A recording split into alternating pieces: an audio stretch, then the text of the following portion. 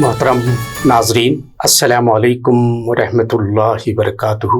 جیسے ہی اگست ماہ کی آمد ہوتی ہے، ہمارا ذہن بے دریغ اردو زبان و ادب کے ایک روشن باب کا احاطہ کرتے ہوئے یہ بات ہمارے سامنے نظر آتی ہے کہ ہندوستان کی قومی زبانوں میں اردو آزادی ملک میں ایک بہترین بلکہ نمایاں قابل فخر کارنامہ انجام دیا ہے۔ لہٰذا آج اس سلسلے میں مزید غور و فکر کرنے کے لیے ہمارے پاس ایک معزز مہمان محترم اعظم شاہد صاحب تشریف فرما ہیں۔ میں آپ کا خیر مقدم کرتا ہوں۔ ناظرین، آپ سب واقف ہیں کہ اعظم شاہد صاحب معاشیات کے پروفیسر رہے، ساتھ ہی ساتھ آپ کو انتظامی امور میں گورنمنٹ آف کرناٹکا کے مختلف وزراء کے ساتھ کام کرنے اور ان کے پرسنل سیکریٹری اور مختلف امور پر آپ کی نگہبانی رہی ہے۔ اس کے علاوہ آپ میں بہت ساری خوبیاں ہم دیکھتے ہیں کہ ناظم مشاعرہ ہو، پروگرام کی نظامت میں ان کا ایک اپنا ایک اسلوب، ایک انداز بیان منفرد نظر آتا ہے۔ ساتھ ہی ساتھ آپ تمام بھی اس سے بھی واقف ہیں کہ ریاست کرناٹک کے لیے آپ کی شخصیت تعارف کی محتاج اس لیے بھی نہیں ہے کہ روزنامہ سالار میں بلا ناغہ 10 سال سے عکس در عکس ایک کالم پر آپ باقاعدہ طور پہ آپ کی مشق جاری ہے اور حالات حاضرہ پر اور تمام چیزوں سے واقف کرانے میں آپ کو کمال درجے کی لیاقت آپ میں موجود ہے۔ لہٰذا آپ کو مزید اس تعلق سے غور و فکر کرنے کے لیے میں اپنے دل کے گہرائیوں کے ساتھ استقبال کرتا ہوں۔ شکریہ، بہت بہت شکریہ۔ محترم حاضرین، جیسے میں نے بتایا کہ ملک کی آزادی اور اردو کا رشتہ لازم و ملزوم ہے، لہٰذا اس میں اردو زبان نے جو نمایاں کردار ادا کیا ہے، آج نئی نسل اس سے ناواقف ہے۔ لہٰذا میں یہ جاننا چاہتا ہوں جی شاہد صاحب جی کہ کسی بھی انقلاب میں جی ہاں صحافت بہت ہی اہم رول ادا کیا ہے۔ جی دنیا اس بات کی شاہد ہے۔ جی ہاں، بلکہ راجندر کامریڈ صاحب یہ کہتے ہیں کہ میں نے سیاسی زندگی کا آغاز اردو جرائد اور رسالے پڑھ کر یا اخبارات پڑھ کر میں نے جی حاصل کیا ہے۔ لہٰذا بتائیے، اردو صحافت نے بھی جی اس ملک عزیز کی جی آزادی جد و جہد میں کیا کچھ کارنامہ انجام دیا ہے۔ جی اللہ صاحب، میں اپنی بات شروع کرنے سے پہلے یہ کہنا چاہوں گا، کہیں میں نے پڑھا تھا کہ اردو کے ممتاز نقاد اور اردو کے پروفیسر شارب ردولوی صاحب نے ایک جگہ لکھا ہے جی کہ ہندوستان کی تحریک آزادی اور اس کے ساتھ اردو کا رشتہ جو ہے اسے بیان کرتے ہوئے وہ کہتے ہیں کہ تحریک آزادی میں 2 ہتھیار بہت اہم رہے، ایک تھا عدم تشدد یعنی اہمسا، جی، اور دوسرا زبان اردو۔ بہت اچھا۔ زبان اردو ہندوستان کی تحریک آزادی میں ایک مؤثر ہتھیار بن کر اس نے اپنا رول ادا کیا ہے۔ جی تیسرا، ابھی آپ نے اشارہ دیا کہ دنیا کے مختلف حصوں میں جہاں بھی انقلابات آئے ہیں، وہاں کے ہم وطنوں میں شعور کی بیداری کے لیے، چاہے وہ سیاسی امور پہ رہا ہو یا سماجی نکات پہ یا معاشی سطح پر، ان میں کچھ شعور کی بیداری کے لیے ہمیشہ اخبارات نے بہت ہی مثبت رول ادا کیا ہے۔ بالکل بالکل۔ اسی طرح تحریک آزادی میں صحافت کا رول بہت ہی اہم اور شاندار رہا ہے، یوں کہنا چاہیے کہ بڑا درخشاں رول رہا۔ نہ صرف اردو بلکہ ہندوستان کے مختلف علاقائی زبانوں میں بھی اخبارات نکل رہے تھے اس دور میں۔ انگریزی میں اخبار تھے، ہندی میں بھی تھے، کہ اپنی ریاست کرناٹک میں بھی کنڑ میں اخبار شائع ہوتے تھے، مگر جو رول فوقیت کا ہے، نمایاں رول اردو صحافت نے ادا کیا ہے، وہ آب زر سے لکھے جانے کے قابل ہے۔ بہت اچھی بات۔ اس کی روشن روایات رہی ہیں۔ ہم سب جانتے ہیں کہ اردو کے طالب علم کی حیثیت سے کلکتہ میں اردو صحافت کا آغاز ہوا 1822 میں، جب جامع جہانما اخبار آیا اور اس کے ایڈیٹر تھے منشی سکھدیو صاحب۔ جی، پھر اس کے بعد ہم دیکھتے ہیں کہ 1857 اور 1947 کے درمیان کا جو عرصہ ہے، اس دوران مختلف ادوار میں مختلف اخبارات جو اردو میں نکلے، انہوں نے ہندوستانیوں کو متحد کرنے، انگریزوں کی سامراجیت اور ان کی سفاکی کے خلاف کمر بستہ رہنے کے لیے اور ان کے ساتھ عدم تعاون کرنے اور ان کی مذمت کرنے اور وطن کی آزادی کی تحریک میں ایک جٹ ہو کر بلا تفریق مذہب و ملت جٹ جانے کے لیے اردو اخبارات نے بہت نمایاں رول ادا کیا ہے۔ اب دیکھیے گا کہ انگریزی حکومت نے اخبارات پہ پابندی لگائی تھی شروع میں، جی جی، بٹ 1835 کے آس پاس چارلس میٹکاف نے اخبارات پہ جو تحدیدات تھیں، جو پابندیاں تھیں، اس کو نکال دیا۔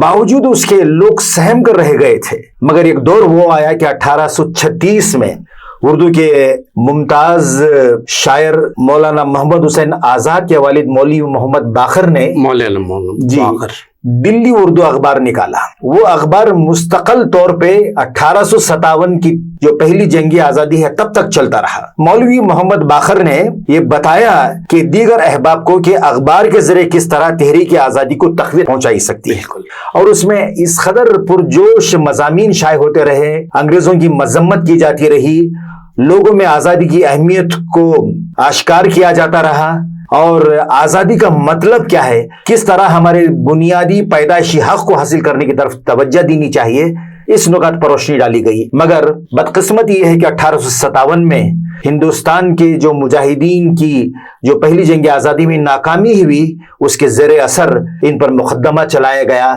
یہاں تک کہ مولوی محمد باقر کو شہید کر دیا گیا۔ صحافت کے حوالے سے دیکھا جائے تو کسی بھی زبان کے صحافی کے اعتبار سے مولوی محمد باقر کی جو شہادت ہے وہ ہندوستان کی صحافت کی تاریخ میں ایک روشن باب ہے۔ بالکل بالکل۔ پھر اس کے بعد جو ہے کہ مختلف دور آئے۔ 1885 میں جب انڈین نیشنل کانگریس بنی، تحریک آزادی کو مزید اور تقویت ملی، استحکام ملا۔ اسی دوران ہم دیکھتے ہیں کہ کئی اخبارات آئے، جیسے کہ ہمدرد ہے ظفر علی خان کا، زمیندار ہے، پھر اس کے بعد الہلال، البلاغ مولانا آزاد کا۔ ان اخباروں نے بہت نمایاں رول ادا کیا۔ اسی طرح مولانا حسرت موہانی بھی میدان میں کود پڑے۔ یہ مولانا آزاد، مولانا محمد علی جوہر، مولانا حسرت موہانی، یہ سب احباب بذات خود مجاہدین آزادی بھی تھے، اور بیک وقت بڑے اچھے مقرر بھی تھے، اور علم و ادب پہ انہیں مکمل دسترس بھی تھا، اور وہ بیک وقت صحافی بھی تھے۔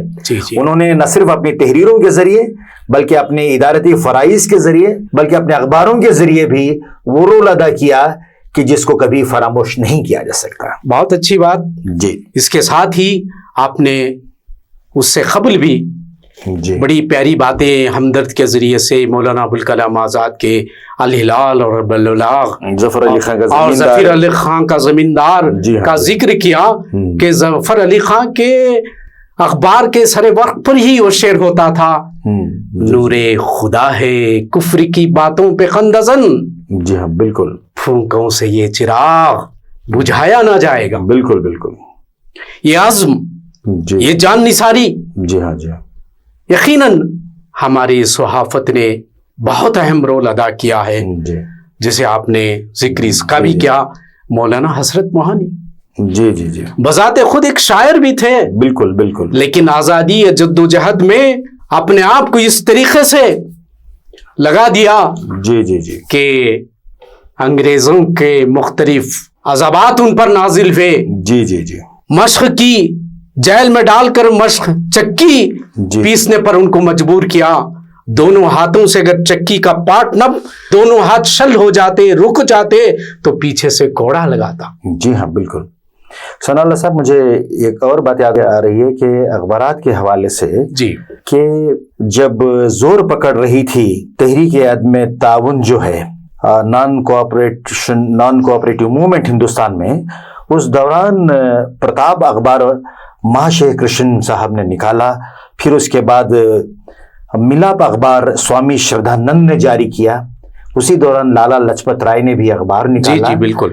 اب دیکھیے گا کہ یہ ملک کی مشترکہ زبان اردو جو تھی ہماری آزادی کی زبان تھی، اور آزادی کا میں جو نعرہ انقلاب کا تھا اردو زبان نے دیا، اور ملک کی عظمت کے گیت اس زبان نے گائے۔ بالکل بالکل۔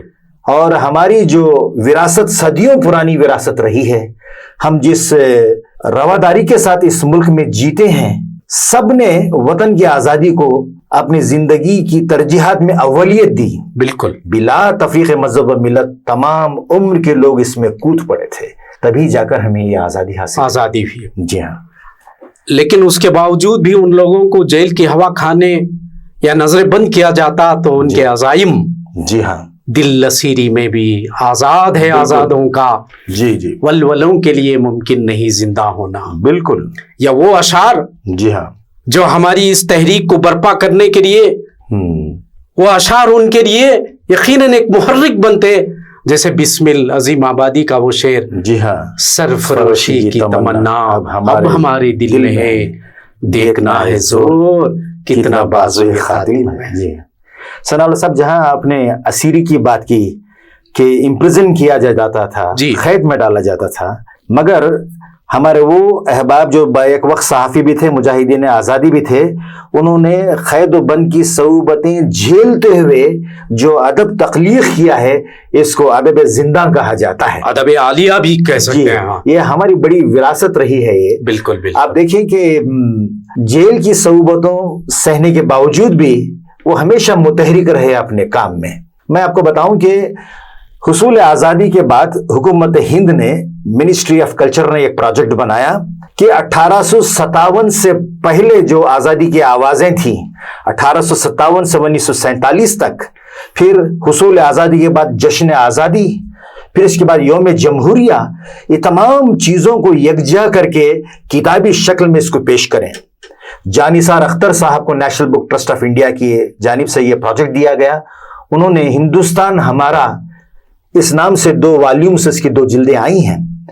انگریزوں کے دور میں جس طرح آپ نے کہا کہ انقلابی ذہن رکھنے والے شاعروں کی جو منظوم تخلیقات تھیں وہ ضبط کر لی جاتی تھیں، ضبط شدہ نظمیں بھی کتابی شکل میں آئی ہیں. انجمن ترقی اردو نے ڈاکٹر خلیق انجم کی زیر ادارت اس کو منظر عام پر لایا ہے. National book trust of India, مجھے یاد آ رہا ہے کہ آزادی کی نظمیں علی سردار جعفری نے ایڈٹ کی ہیں، اور یہ 1945 اور 40 کی بات ہے کہ اس دور میں جب ترقی پسند تحریک آزادی میں شامل ہو گئی تھی، پریم چند، سجاد ظہیر، فیض احمد فیض، ساحر لدھیانوی اور کرشن چندر، یہ تمام احباب جو اس زمانے میں لکھ رہے تھے، آپ دیکھیں کہ جناب سبط حسن صاحب نے آزادی کی نظمیں اس زمانے میں کتابی شکل میں اس کی اشاعت کا بیڑا اٹھایا، اور انگریزوں کی اس پہ نظر رہی. انگریز حکومت یہ چاہتی تھی کہ کسی طرح سے یہ جو ابھر رہی ہے زبان اردو، لوگوں کے رابطے کی زبان، اس کی راہوں کو مسدود کر دیا جائے. جی جی جی.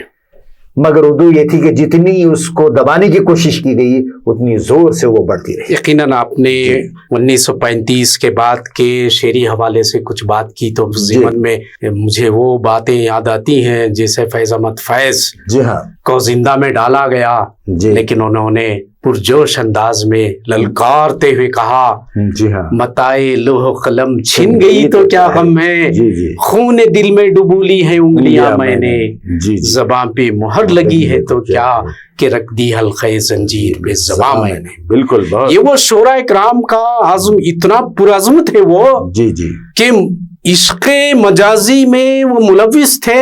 جی ہاں، لیکن انہوں نے جد و جہد آزادی کے لیے اس پر قربان کرتے ہوئے شاعر کو مجبوراً یہ کہنا پڑا، جی جی، اور بھی دکھ ہیں زمانے میں محبت کے سوا، جی جی، راحتیں اور بھی وصل کی راحت کے سوا، بالکل، مجھ سے پہلی سی محبت میری محبوب نہ مانگ. جی ہاں، جی ہاں، جی. ان کے ان اشعار سے یہ ہمیں اندازہ لگتا ہے کہ جذبہ آزادی جی ہاں کس قدر ان کے دلوں میں کوٹ کوٹ کر بھرا ہوا تھا. جی ہاں، جی ہاں. اس سے پہلے بھی ہم دیکھتے ہیں کہ شاعر مشرق ڈاکٹر علامہ اقبال نے بھی ان کے لیے راستے ہموار کیے.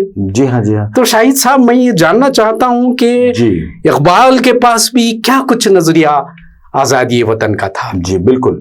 اب دیکھیے گا، جہاں آپ نے شاعر مشرق علامہ اقبال کی بات چھیڑی ہے، ان سے پہلے بھی برج نارائن چک بس رہے ہوں، بالکل بالکل، تلوک چند محروم رہے ہوں، دیا شنکر نسیم رہے ہوں، ان تمام احباب نے ملک کی عظمت کی گن گائے اور لوگوں میں یہ شعور بیدار کیا کہ آزادی ہی ہمارا اولین مقصد ہے.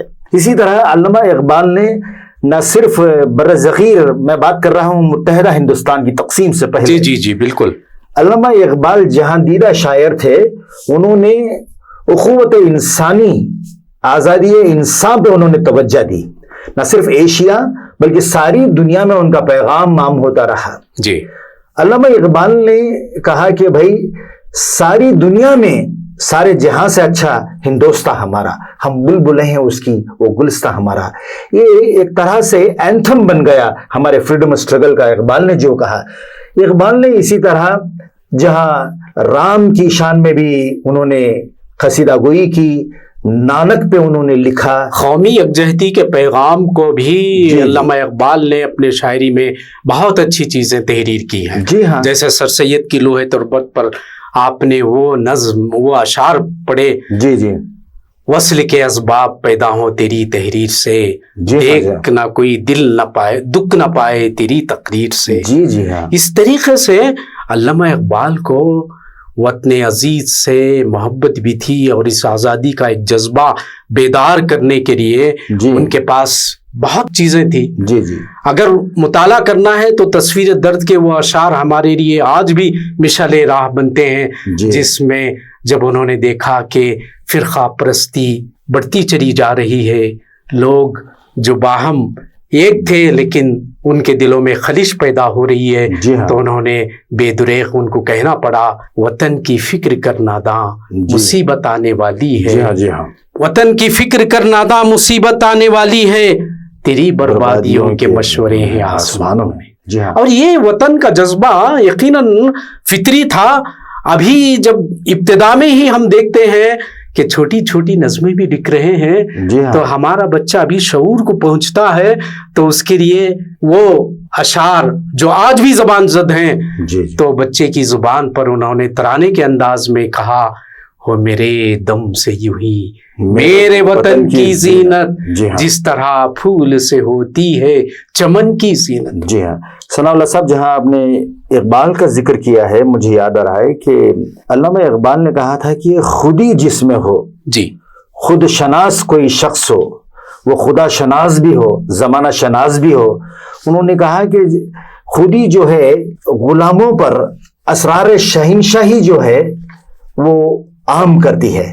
یعنی جو مسلط ہوتی ہے سامراجیت، اس کو سمجھنے کے لیے جب آپ کے اندر خودی کا جذبہ ہو، آپ ری ڈسکور کرتے ہیں اپنے سیلف کو، تو آپ کو معلوم ہوگا کہ آپ کس جبر و استعداد کا شکار ہیں، کس طرح اپنی آواز آپ کو بلند کرنی ہے، اپنا حق حاصل کرنا ہے. علامہ اقبال نے جو کچھ لکھا وہ ہماری ادب کا اثاثہ ہے، مگر آج بھی علامہ اقبال کے اشعار شخصیت سازی میں، وطن پرستی میں، حب الوطنی کے حوالے سے بھی ایک حوالے کے طور پر استعمال کیا. یقیناً علامہ اقبال کے اشعار آج بھی ہمارے رگوں میں لہو دوڑانے کے مترادف ہیں. جی بالکل. آج کوئی ایسی محفل، آج کوئی ایسی نشست نہیں ہوگی جہاں علامہ اقبال کے اشعار سے ہم اپنے آپ کو، ہمارے دم تازہ کرتے ہیں. بالکل بالکل. تو شاہد صاحب، جی ہاں، مختصراً تمام چیزوں کا ذکر آیا. جی ہاں. میں آپ سے یہ جاننا چاہتا ہوں کہ اردو کا اس قدر روشن باب ہونے کے باوجود بھی جی نئی نسل اس سے ناواقف ہے، یا آزادی وطن حاصل ہونے کے بعد اردو زبان کو جو مقام ملنا چاہیے تھا وہ نہیں ملا، یا آزادی حاصل کرنے کے بعد بھی ہم کو وہ آزادی نہیں ملی جیسے فائز نے کہا تھا، ابھی گرانی یہ شب میں کمی نہیں آئی، جی چلے نہ جاتے دیدہ دل کی گھڑی نہیں آئی، جی چلے چلو کہ وہ منزل ابھی نہیں آئی. جی ہاں. تو اس کے متعلق آپ کیا کہیں گے؟ دیکھیے کہ حصول آزادی کے بعد اردو کے ساتھ وہی ہوا جو عام طور پر سیاست میں ہوتا ہے. جی. حق تلفی، احسان فراموشی. ہونا یہ چاہا تھا کہ رابطے کی زبان جو اردو تھی اس کو اس کا اصل مقام دیا جانا چاہیے تھا، مگر اس کے ساتھ سوتیلا سلوک کیا گیا. اردو کو معیوب سمجھا جانے لگا. روشن خیالی کی جگہ تنگ نظری نے جگہ بنا لی، تو اردو کے لیے کوششیں کی گئی کہ وہ زوال پذیر ہو جائے.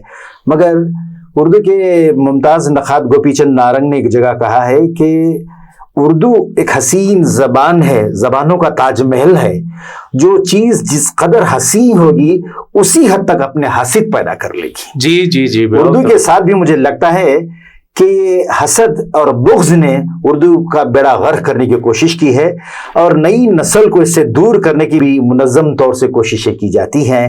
اردو کے رول کو آزادی میں اردو کے لکھنے والوں کا جو مستعد اور فعال رول رہا اسے بھی چشم پوشی کی کوششیں کی جاتی ہیں. یہ ایک سوچی سمجھی سازش ہے.